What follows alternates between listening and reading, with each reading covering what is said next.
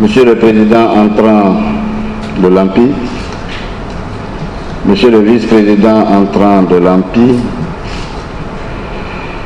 Monsieur le Gouverneur, Mesdames et Messieurs les Vice-gouverneurs, Monsieur le Directeur exécutif adjoint pour l'Alliance pour l'inclusion financière, honorables invités en vos rangs et qualités, Mesdames et Messieurs,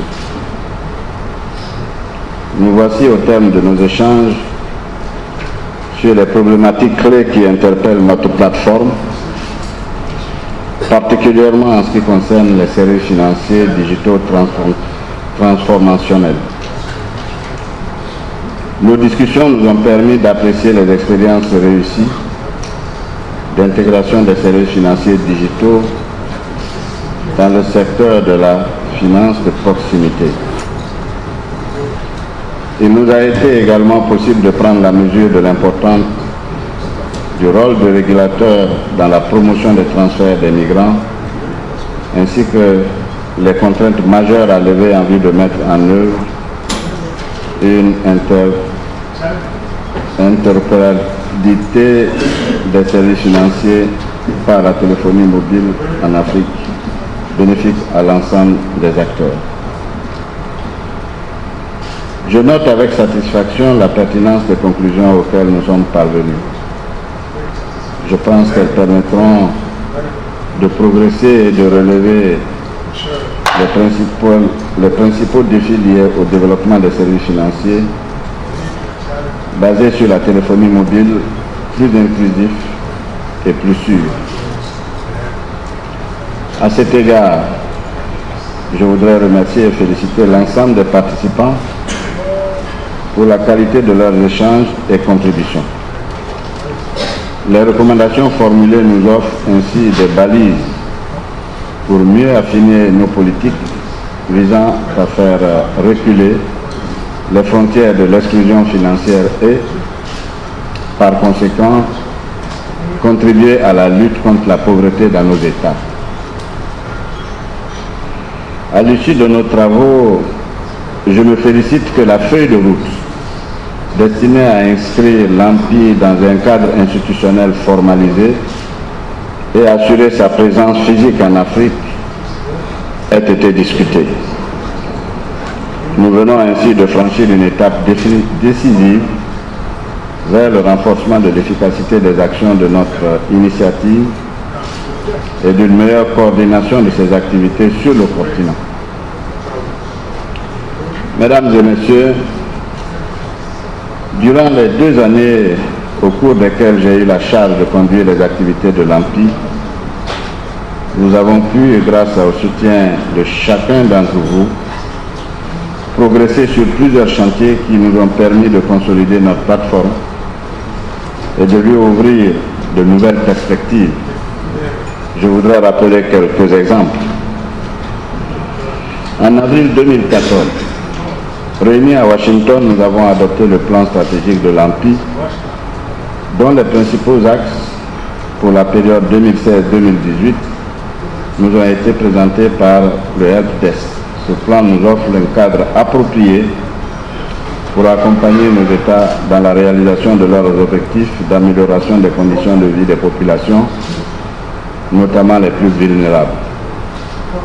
Des contacts ont été noués et devront être poursuivis avec la Banque africaine de développement au plus haut niveau, dans le cadre du financement des activités inscrites dans le plan stratégique. Au titre de ces activités, je voudrais relever la pertinence du séminaire sur le genre que nous avons organisé en juillet 2015 à Yamoussoukro et qui nous a permis de mesurer l'importance d'une meilleure prise en compte des femmes et des jeunes dans nos politiques en faveur de la promotion de l'inclusion financière via les canaux numériques.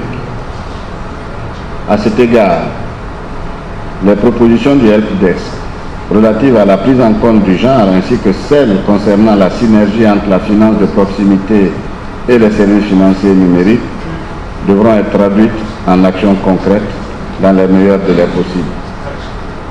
Par ailleurs, dans le domaine du renforcement des capacités des membres de notre réseau, des actions de formation ont pu être réalisées en 2014 à l'île Maurice et en Ouganda, en partenariat avec Afritac, puis en 2015 et 2016 à Yamoussoukro et à Dakar, avec l'appui de la société Mastercard. Dans le cadre du renforcement de la participation des États africains à l'AMPI, des actions de sensibilisation ont été menées notamment à l'endroit des ministres en charge des finances des pays membres de l'UEMOA, mais également à l'attention des banques centrales d'Algérie, de Tunisie, de l'île Maurice, de Mauritanie et de l'Afrique centrale. Pour ce qui concerne l'UEMOA, je voudrais rappeler que 5 des 8 États membres ont adhéré au réseau de l'AFI. Les 3 autres participent régulièrement depuis 2 ans aux rencontres de l'AMPI.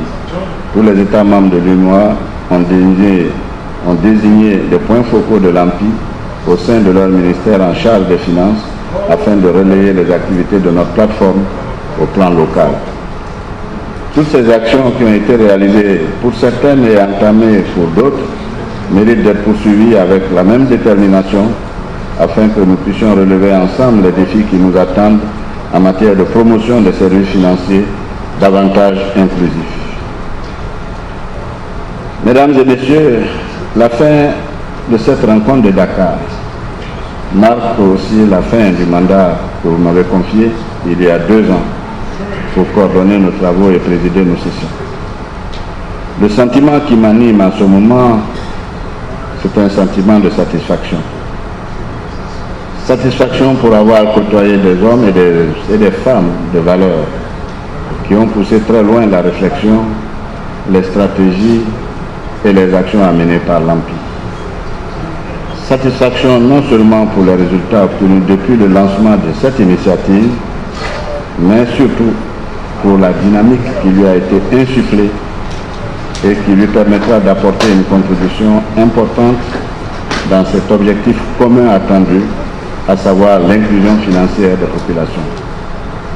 Satisfaction enfin de savoir que les rênes de l'AMPI sont désormais tenues par les mains expertes du gouverneur Gove, que je saluerai tout à l'heure. C'est un homme profond, pratique, pragmatique et qui cultive une grande humilité, et je n'ai aucun doute sur sa capacité à aller encore beaucoup plus loin dans les activités de l'AMPI. Ce sentiment global de satisfaction m'amène à exprimer toute ma gratitude à tous en disant tout simplement merci.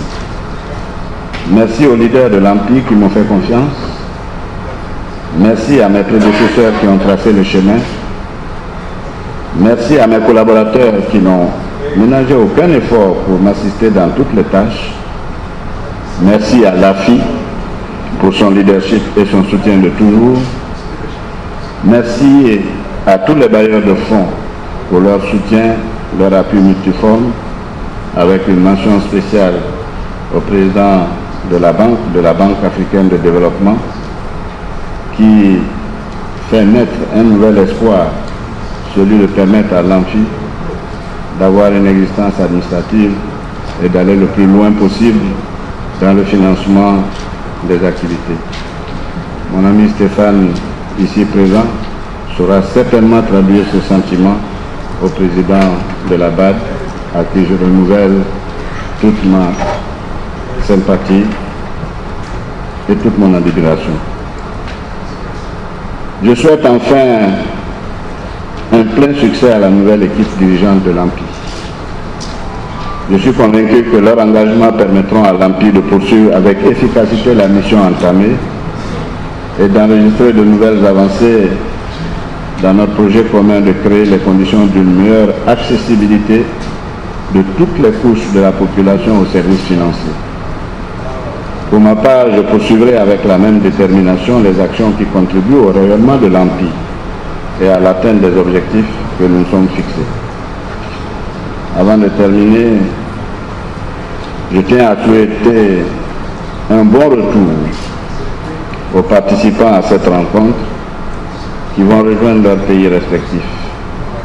J'espère que l'escale de Dakar aura été appréciée par les uns et les autres. Sur ces mots, je déclare close la 4e table ronde de l'initiative africaine sur les politiques de services financiers via la téléphonie mobile.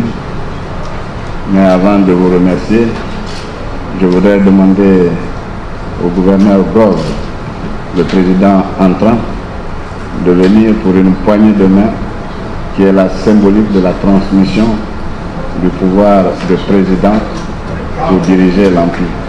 En dehors d'un marteau ou d'une cloche, dans les autres institutions, chez nous ce sera la poignée de main.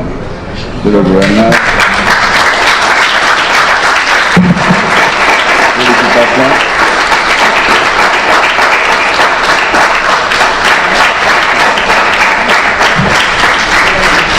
Alors maintenant, je déclare clos et je vous remercie de votre attention.